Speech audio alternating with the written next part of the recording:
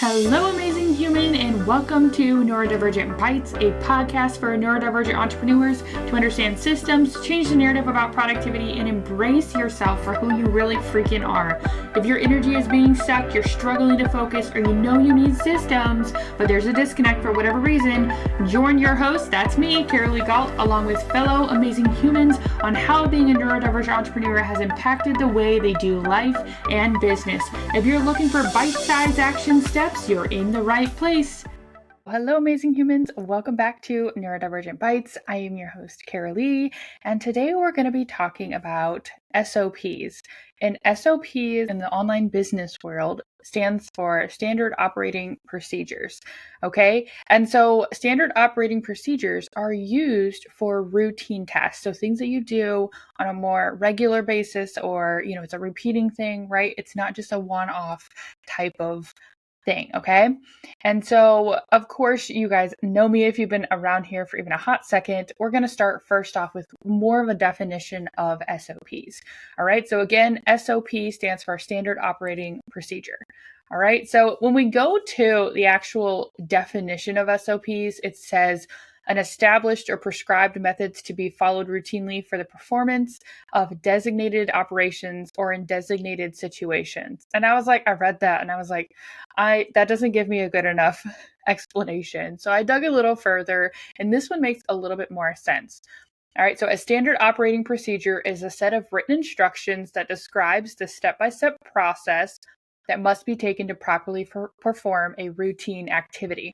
And that one made a whole lot more sense, right? That's exactly what we are doing. We're documenting in some place. We'll talk about where later on here, but we're documenting how to do something. And so I want to jump into why you might want to do this, because you're like, Karalee, they're in my head. I know how to do everything. I'm a one-man or one-woman show right now. Like, I'm a solopreneur. Why would I need SOPs? All right. And so if you listen to last week's episode, I said that your business could absolutely change where you need to, bring on a team member or something like that tomorrow. Okay. You never know when it's going to happen. And so being able to kind of start documenting these things is going to be really important and really helpful when you do bring on, let's say, for example, a team member, because a team member is going to need a standard operating procedure to know how to do things to create consistency and quality in your business. Okay. Whether that be for your business or for a client's business, depending on what it is, someone needs to be able to know exactly how you're doing things, because it's bringing on a team member, scaling, ensuring you don't miss steps. You're thinking through what you actually do. Sometimes we don't think things through. So then we have like some pitfalls or gaps, right? So when you're documenting it, you're going to start seeing those a little bit more. This is also good for refining and streamlining techniques, right? And documenting what is in your brain. That is the biggest reason that we need to have SOPs. I should say two of them really, is documenting what's in your brain, and then in bringing on team members or scaling, right? Like bringing on someone to support you, you're going to need to have these things in place in order to bring them on more smoothly, right? Because there's onboarding SOPs. Like, what do you do each time you bring on a team member, or onboarding clients? What do you do each time you bring on a client? These are going to help you be more efficient, especially even if you're doing it by yourself. Like if you're still a solopreneur, you're going to be able to follow these things, because you're going to have the step-by-step process, but then you also might have a template, or you might have, a document that details things more easily, or, your clients are going to know, kind of more of what's going on. And it's just more streamlined in general. Now, not all of those are SOPs, but they can be included in your SOPs, right? Like when we bring on a new client, these are the things that we do, because you do the same things with maybe some small variations each time. And so you're able to document it, right? And make it run more smoothly each time. All right. And so to go on just a little bit farther here, you're going to want to, what do you actually put in the SOP, right? So you're going to start with, I'm going to use the example of onboarding a client because I feel like we all at least have clients or mostly clients, right? If we're like a service provider or a coach, or maybe even like have a course or a program, things like that, I feel like that's probably the majority of you. So we're going to do that for example. And so in my SOPs, I literally have like a process of like, let's say someone wants to sign up to be one of my clients for my virtual assistant services. Okay. For example. So what am I going to do? I'm going to talk to them and kind of get a feel for what they want just in like the DMs. That's how I do it, or an email. Right. And then I'm going to be like, okay, I feel like I might be able to support you. Let's dig a little deeper. Now we're going to schedule a Zoom call. All right. And so, because I want to get really how they're feeling, I'm able to ask them questions in real time. And we're really able to really dig deep into figuring out how can I best support you, right, as a client. And then what are my strengths that will be best supportive for you so you can make the most educated decision for your business if you decide to invest with me, right? So that's like an in-person, since this is, we're virtual assistants. So like it's all online for the most part. But having face-to-face has been game changer for me in that respect. So that's why I have that as a step. And then after that, then I'm like, okay, we decide to move on, right? Because this is the normal process here. I'm going to put a proposal together for XYZ. And then you're going to have it in, and I'll tell them a day, right? It's normally 48 hours, at most 1 week. It depends on how in-depth it is, right? And so, but in general, I would say 48 to whatever 5 days is. I don't know that in hours, but 2 to 5 days. All right. You're going to have it then. And so that's like the standard for me. And then, so then there's a SOP kind of inside of that, right? Now we have to like, how do we put the proposal together, right? We take what I found out from the call, right? And then I go, do I have any packages or project like quotes already that we just put in here? And then we go more in depth in the proposal process and how I update all of those things. But I have a template for that. All right. And so I'm able to take that template and start there and then just kind of change things for that specific client. Right. And then I send that over in an email. I even have like, this is what gets sent in the email, make it personalized, but then also like, very straightforward. This is what's going to happen. Obviously, always saying, if you have any questions, absolutely let me know. I want to make sure this is like a no-brainer yes, basically. Right. And then after you get that proposal and I hear back, or if I don't hear back, obviously I don't hear back within like 48 to 72 hours, I'm going to send another email and saying, hey, just wanted to check back in, see if you had any questions. It brings that email back up into their inbox to make sure that that I'm following up and seeing if they want to move forward. Right. And then they obviously can get back to me and we go from there. If they're like, yes, I am good, where I want to do this tier in the proposal. And then I'm able to then move on to that next step. I'm like, awesome. I'm going to go ahead and I'm going to get that contract together. I'm going to get that invoice together and I'm going to send those over in X amount of days for you. And then the next step will be after that, after we've signed the contract and we've gotten that first invoice paid, then we're going to schedule a Zoom call to really dig into whatever we're doing as a client service provider sort of relationship, right? So digging into, what we're going to do for ClickUp, for example. Let's say this is a ClickUp project. We're going to dig into what does your specific business need for this to put into ClickUp to really refine things and make this your central hub, right? So we're going to talk about that on that call. And then after that call, we're going to then go into the actual project and do all the things, whatever is specific to them.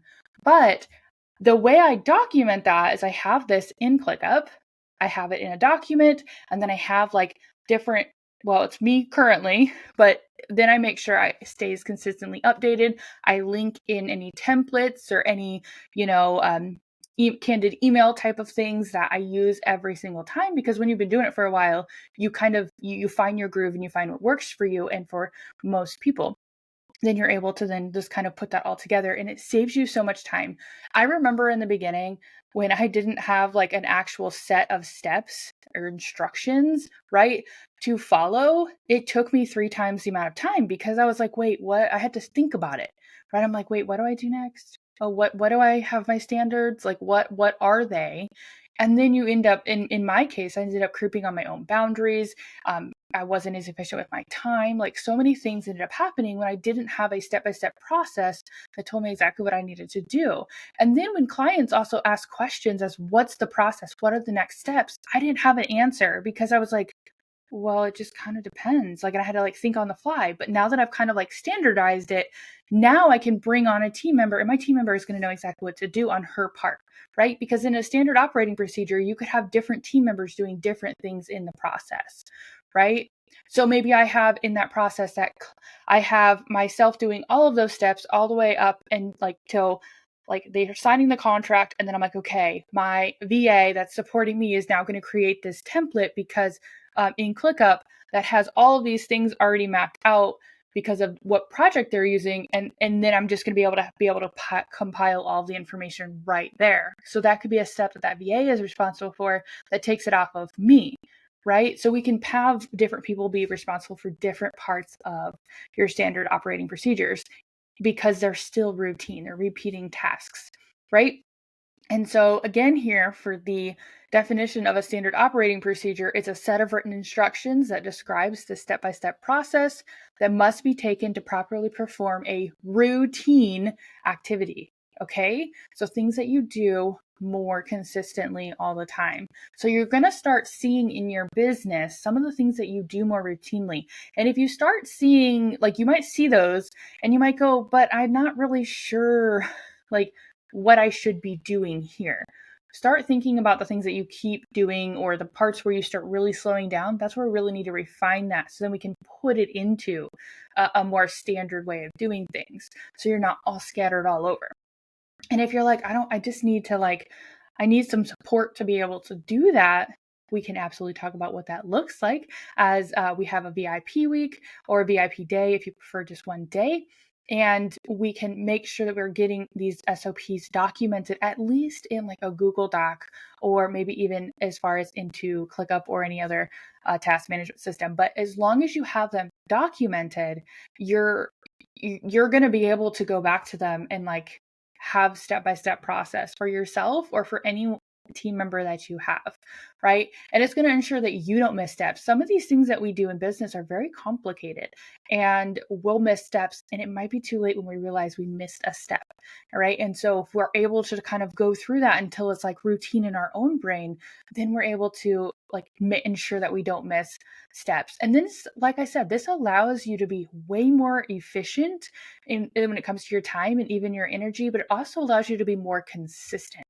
All right. When you're able to be consistent, it's so much simpler on your brain when you're able to do the exact same steps every single. So I do want to talk to you a little bit about where you can store these and maybe how to make some templates. And then why it's important to revisit and update them. I kind of already explained this, so I'm going to make this really, really short. Where you can store them, it could be as simple as a Google Doc or whatever sort of online software, storage system. So you could Google. I currently store them as a backup in Google, but I have them linked into ClickUp so I can access them very simply, and so can all of my team members.